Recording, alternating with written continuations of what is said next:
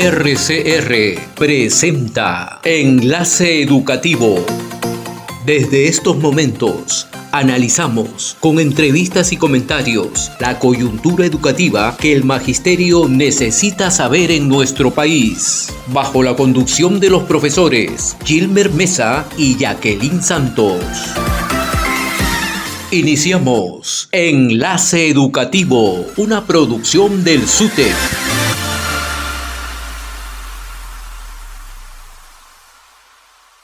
Está con nosotros un ex ministro de Educación, una personalidad, hoy forma parte del Consejo Nacional de Educación y lo recibimos con la emoción que nos va a permitir analizar conjuntamente este tema de precariedad.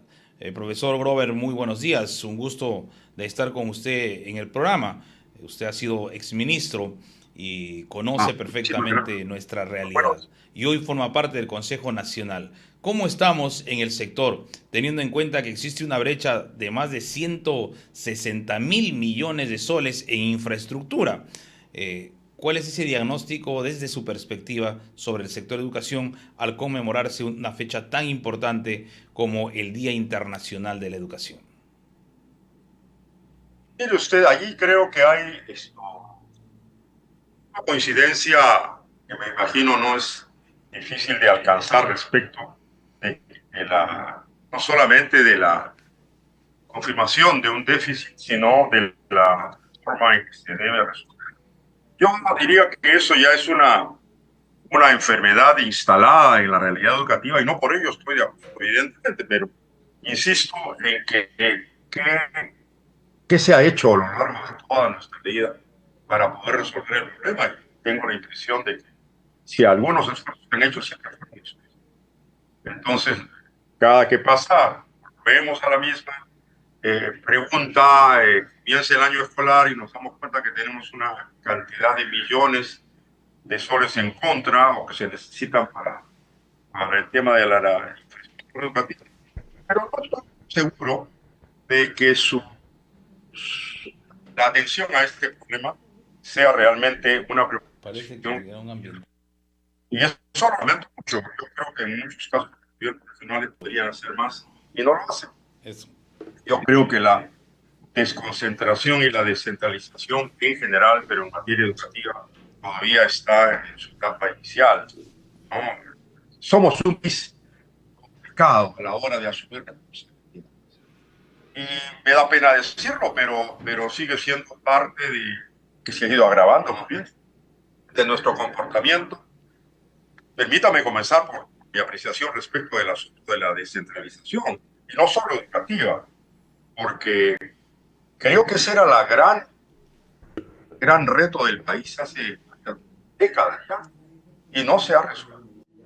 Se ha abordado de manera parcial, porque tiene riesgos, por supuesto, ¿no? Y como somos un país que no está realmente unido, estamos de alguna forma fingiendo que tenemos una unidad, pero no tenemos el todo.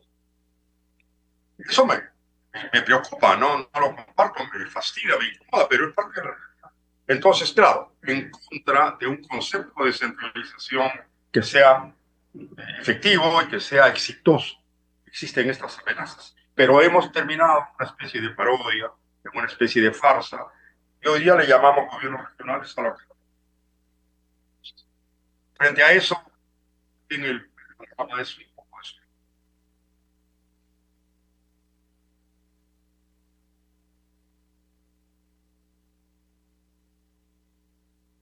Espero que estemos en diálogo. Sí, al parecer había como un ambiental que en el micrófono de repente será por el espacio cerrado donde está usted. Un tema que a nosotros nos interesa conocer, saber, es, usted ha viajado por las regiones del país, ¿cómo se encuentra la educación, hablando en su totalidad, en el interior de las regiones del país? Fundamentalmente en infraestructura, en material y también en cómo están los maestros, ¿no? Y en qué condiciones se encuentran los maestros en las regiones del país. Nosotros conocemos de que usted ha venido viajando por todas las regiones del país, debe conocer perfectamente cómo nos encontramos. Bueno, Gilmer, perfectamente no. El país es muy grande y la diversidad es inmensa. Entonces uno tiene información, acercamiento, contactos, porque por el lado del Consejo Nacional de Educación, institución, para mí es sumamente respetable, independientemente de que esté yo o no. El asunto es que es una institución no solamente respetable, sino necesaria. ¿Sabe por qué? Y permítame hacer esta digresión. Porque una cosa es la gestión educativa desde el Ministerio de Educación y con todo lo que tiene el Ministerio. ¿Y sabe qué? Desde que yo tengo la experiencia ministerial, y creo que antes y después, ¿no? No hay tiempo suficiente para pensar la educación. Pensarla. Cuando se está en la gestión, hay que ejecutar lo que hay que hacer inmediatamente y resolver problemas que se van presentando y que son, la verdad, imposibles de advertir todo. Entonces, una institución que tenga la serenidad suficiente y la experiencia por sus componentes para poder apoyar al Ministerio de Educación, no a la gestión de turno, sino al Ministerio de Educación como una entidad constante en la vida política del país. Es el Consejo Nacional de Educación. Y lo mencionaba porque el Consejo tiene en este momento una subdivisión del territorio nacional en siete macroregiones, ¿no? Que no coincide necesariamente con las otras propuestas que había de regionalización en el Perú, pero eso es otra historia. Lo que nosotros hemos podido hacer estos años, ¿no?, es subdividir el territorio y más o menos construir una fórmula que nos permita abarcar, ¿no?, una mirada completa, creemos completa, al territorio nacional. Y su pregunta me ha llevado a eso, porque contestar de una manera uniforme a su pregunta es siempre y llanamente imposible. Hay de todo en el Perú. Hay muchos departamentos, hoy día llamadas regiones, que tienen muy altos niveles de desarrollo, ¿no? Sin embargo, dentro de cada una de estas regiones, de cada uno de los departamentos, hay muchas diferencias, ¿no? O sea, se reproduce al interior de cada departamento casi más o menos la misma figura que tenemos en el país.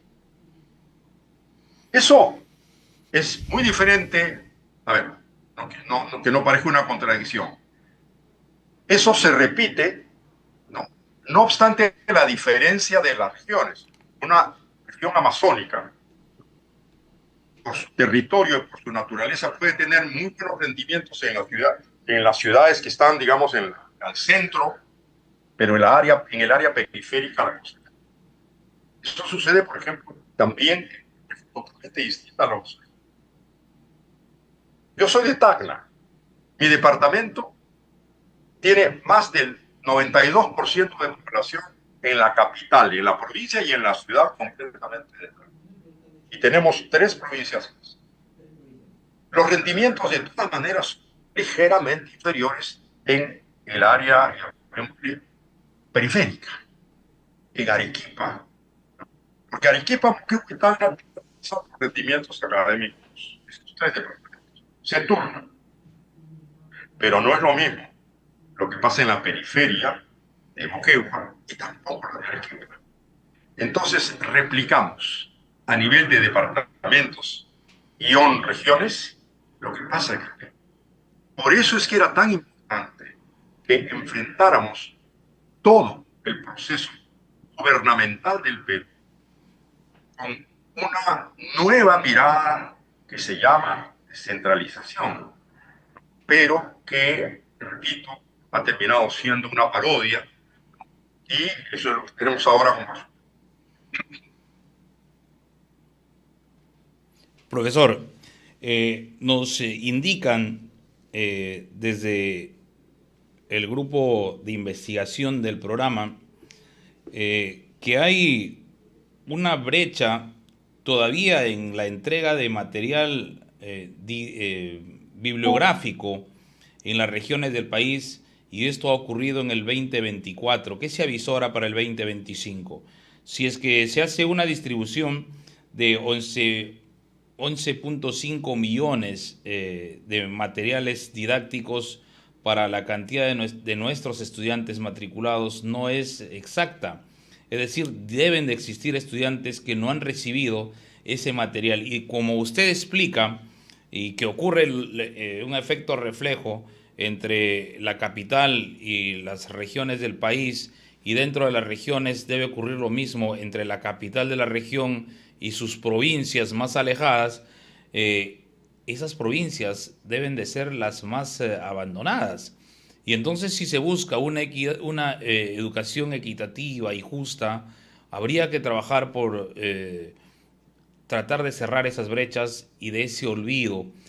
Como dirigentes del SUTEP visitamos también diferentes instituciones educativas a lo largo y ancho del país y conocemos esta realidad.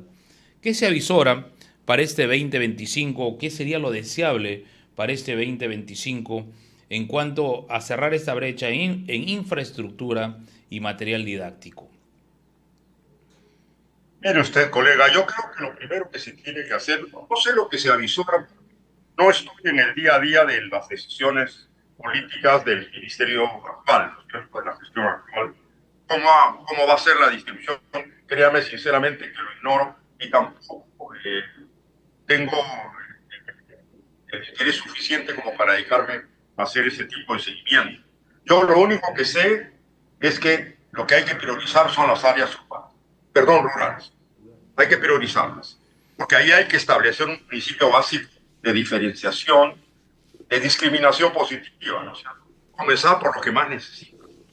Los que están en la ciudad siempre hay de conseguir recursos, pero el material educativo, como las capacidades tecnológicas que están en el área periférica de los departamentos del Perú, también son las que tienen menos. ¿En cuántos lugares no hay corriente eléctrica simplemente?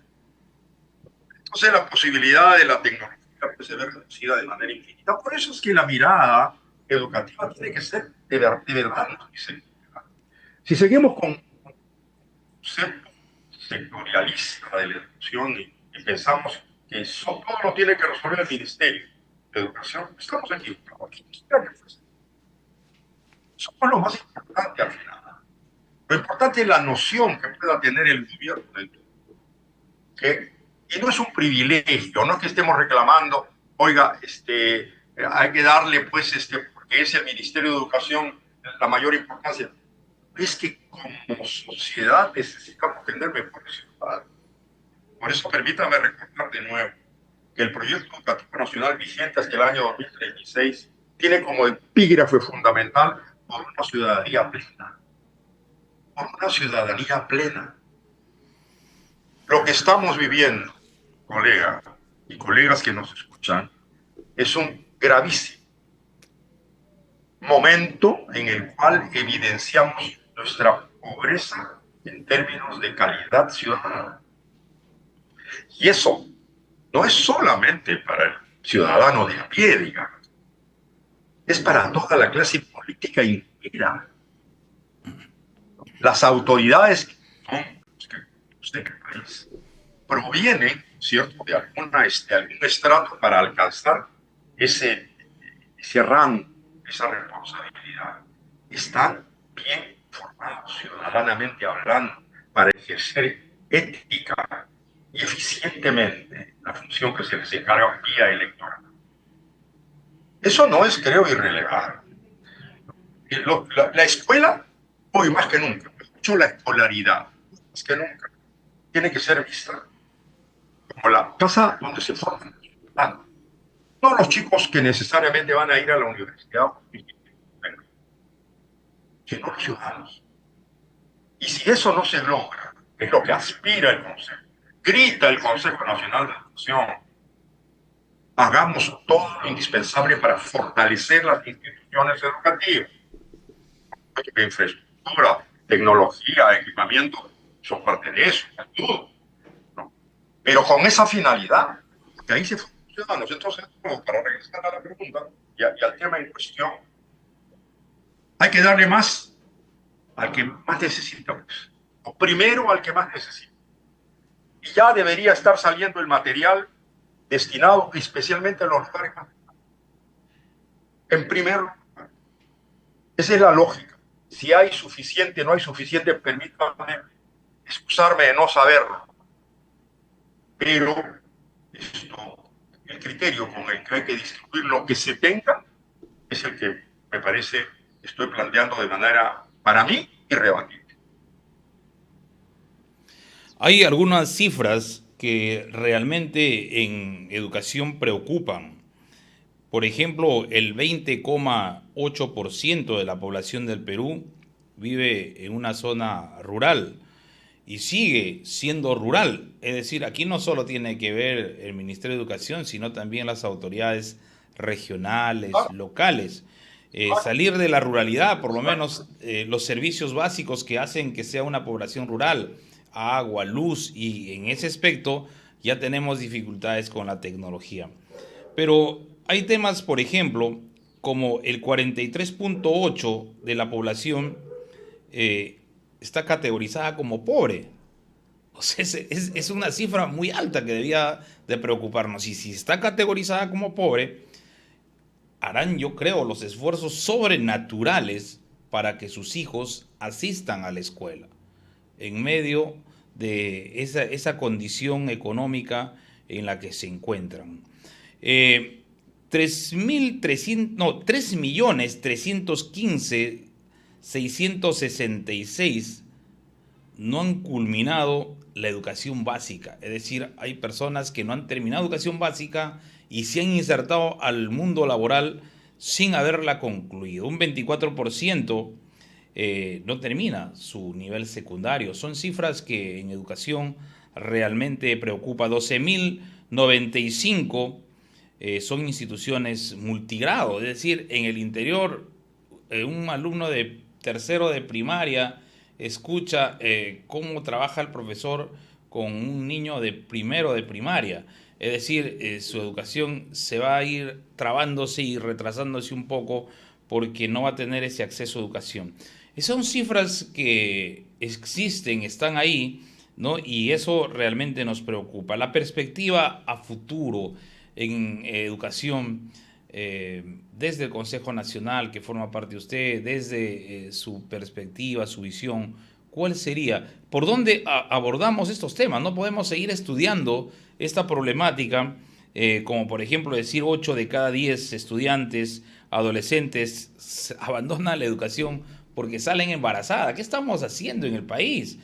8 de cada 10 en las zonas rurales abandonan la educación porque ya salieron embarazadas y tienen que hacerse cargo de una vida familiar muy jóvenes. Si bien es cierto, no solo la educación depende del maestro, sino también de los padres de familia, en el hogar, pero ¿qué estamos haciendo como sociedad? Y si esto continúa así, no vamos a poder salir de ese subdesarrollo en el que posiblemente si continuamos nos vamos a ir sumergiendo. Lo que usted menciona es un argumento más para fortalecer la defensa de la importancia que hay que darle a la descentralización educativa con la mayor madurez posible. Si seguimos mirando el país desde Lima y señalando, por supuesto, con seriedad y con preocupación lo que se puede ver en las zonas rurales, pero las zonas rurales tampoco hacen o pueden hacer nada porque esperan que Lima resuelva. Entonces nunca se va a resolver porque no hay una acción directa, un compromiso directo de quienes están más cerca de esa realidad.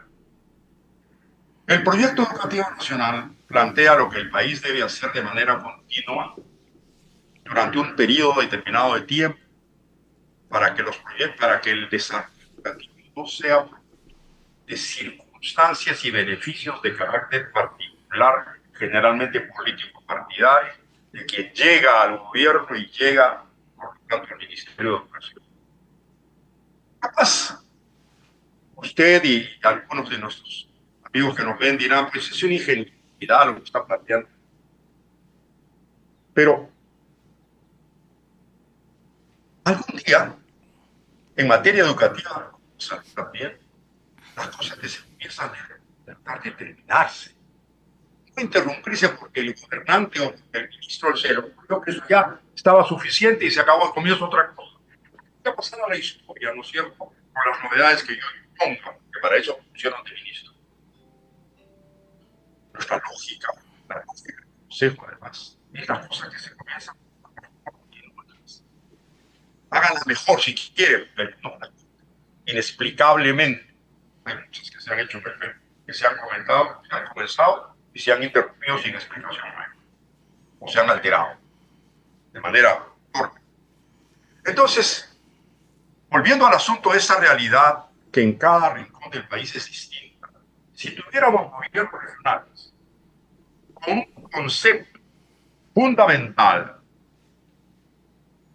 de que la educación es más que la tarea solo del profesor, y se hicieran los esfuerzos necesarios para poder ayudar a través del proyecto educativo regional.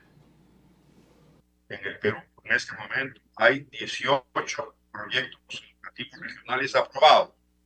Esto significa que de los 25 más 1 gobiernos regionales que tenemos en el Perú, 18 han construido un documento que combina la gran propuesta del Proyecto Educativo Nacional de 2036 con las prioridades y las necesidades de la región en la que se va a trabajar o se va a hacer realidad, porque sería el instrumento político orientador de la educación desde un concepto que va más allá del sector. Por eso es que el proyecto educativo regional debe ser conocido y aprobado por la Asamblea Regional, con el presidente o presidenta regional titular al frente. Un sondeo que hicimos a fines del año anterior nos decía que de todos los proyectos educativos, solamente una cuarta parte de los gobernadores regionales estaban perfectamente enterados de lo que el proyecto regional proponía. El resto, 6 o 7 más o menos, sabían algo. Y había algo que lo habían hecho aprobar en el Consejo, en la Asamblea Regional del Consejo, para cumplir. Que parte de los vicios, y especialmente los burocráticos, hay que aprobar documentos. Que el documento vaya a la anaquel, ¿no es cierto? Ya lo tengo. Lo hice, cumplí. Eso es. Se necesitan documentos que sean utilizables, que sean útiles, que nos sirvan, que nos orienten. Pero eso no es lo que normalmente ocurre. Parece. Para eso estuvieron acá.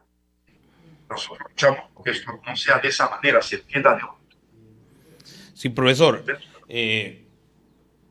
Al iniciar esta entrevista, usted hablaba de un proyecto educativo nacional que incluso es propuesta del Consejo Nacional. Nosotros estuvimos en un evento de presentación y el presidente hace como ya unos 10 años atrás decía: nosotros hemos hecho todo un estudio y es un documento orientador, pero el Ministerio de Educación no lo ha tomado en cuenta. Es un tema fundamental. El Consejo Nacional ha trabajado un documento básico, un documento importante que hay que tener en cuenta. No podemos decir, bueno, estos han presentado, pues lo revisaremos, pero no lo vamos a tener en cuenta. Y eso desde el saque está mal. Los documentos regionales, que son básicos porque es el documento marco nacional y tiene que ir afinándose a las condiciones y las necesidades que tiene cada región, y eso es un tema fundamental. Lo que nosotros tenemos que preguntarle a ustedes, ¿qué hacemos? O sea, y hay un documento base, ¿qué hacemos? Implementar. Hay que tener en cuenta, hay un conjunto de cifras que están incluso en ya en documentos por ahí circulando. Se tiene que tener en cuenta estas cifras que acabamos de mencionar, pero para la solución inmediata, desde su perspectiva y la del Consejo, ¿qué es lo que debe hacer el Ministerio de Educación y las autoridades descentralizadas en todos sus órganos descentralizados y fundamentalmente el gobierno para cerrar estas brechas, para solucionar la problemática, porque somos un país que se encarga siempre de analizar la problemática nacional, la situación política, pero no le damos una salida y una alternativa para la solución de esta problemática. ¿Qué hacemos? Primero que nada, yo no soy el vocero oficial del Consejo, pero sé lo que sabes. Lo primero que tenemos que hacer es que a cada ministro, lamentablemente cambian los ministros con frecuencia, hay que explicarle qué existe el Consejo, para qué existe y qué es el proyecto. Y una aclaración pertinente y respetuosa: no es un instrumento ejecutivo, es un instrumento orientador de políticas, ¿no? Entonces, siendo orientador de políticas, ¿no?, el ministro, el que esté en ejercicio, tiene que ver la manera de hacerlo realidad en los hechos, ¿no es cierto?, para conseguir el objetivo que se está proponiendo, la orientación que el proyecto educativo le está planteando al ministerio, que hay objetivos estratégicos, ¿cierto?, que están presentes orientaciones estratégicas que están presentes en el proyecto, para que el titular o los titulares tengan instrumentos orientadores, precisamente. Y lo otro, por supuesto, es que el proyecto educativo regional, de acuerdo a la naturaleza de cada una de las regiones, tenga pues también su signo, ¿no? Por eso es que nosotros estamos con todos los gobernadores regionales, para que nos entiendan que nosotros ni fiscalizando ni evaluando lo que están haciendo, no, estamos tratando de ayudar para que la educación sea el instrumento más propicio a los efectos de formar mejores ciudadanos y conseguir que las injusticias vayan disminuyendo en favor de aquellos que necesitan y son víctimas de esas injusticias, comenzando por los más pobres, por los más desvalidos, las chicas que hasta ahora no son respetadas lo suficiente, porque la sociedad actualmente no tiene todavía, ¿no?, la capacidad para apoyar este tipo de defensas y de orientaciones por parte de sus propias autoridades. Entonces, esa es la búsqueda que nos... Puede parecer lírica, puede parecer demasiado romántica, hasta ingenua, pero alguien tiene que ponerle un tono humano a estas cosas, que no sea ni lo suficientemente categórico o para que las cosas se hagan porque es una orden, sino para que tenga un espíritu persuasivo, que nos demos cuenta de que esto es lo que hace falta en el y seremos tenaces, constantes, persistentes en insistir en esta cosa, en hacer posible que todos nos escuchen. Estamos en contacto con los alcaldes, porque dígame, profesor, saliendo de la puerta del colegio, ¿qué se encuentra el estudiante? La ciudad. Y alguna responsabilidad tiene el municipio, ¿o no? No se trata de que, bueno, yo porque soy compasivo, ayudo a la educación, porque hago esto, inauguro un colegio, porque además que pongan una placa, ¿no es cierto?, donde digan que yo como alcalde hice esto. Si eso es lo que pretende, está bien, pero no es eso y solo lo que tiene que hacer, para hacer muchísimas cosas. Y no le van a costar mucho. Por ejemplo, los chicos que terminaron con la primaria o la secundaria no podrían tener algún tipo de capacitación combinada entre lo que el ministerio, a través de los UGEL, a través de la Dirección General de Educación, ponga el municipio. Esos ciudadanos no podrían tener los fines de semana, tal vez el día sábado, ¿no?, capacitaciones que los hagan más solventes en sus tareas, en lo que están haciendo, ¿no? Entonces, yo creo que hay muchos mecanismos que se pueden echar a andar si nos ponemos a conversar, si dialogamos, si nos sentamos alrededor de una mesa para decir qué podemos hacer, cómo hacemos sinergia entre nosotros para salir de lo burocrático, ¿cierto?, de lo normativo, para pasar a otro tipo de acciones. Profesor Grover, siempre es un gusto de conversar con usted. hemos diseñado algunas alternativas que se pueden dar a futuro después de un previo análisis. Un gusto de haberlo tenido al programa, siempre va a ser bienvenido. Muchísimas gracias por haber estado. Muchas gracias, Gilmer. Muchas gracias. Un saludo a todos, a la derrama y a todos los amigos y colegas del país. Gracias. RCR presentó Enlace Educativo. Retornamos en nuestra próxima edición con los temas de coyuntura educativa que el magisterio necesita saber en nuestro país. Enlace Educativo, una producción del SUTEP.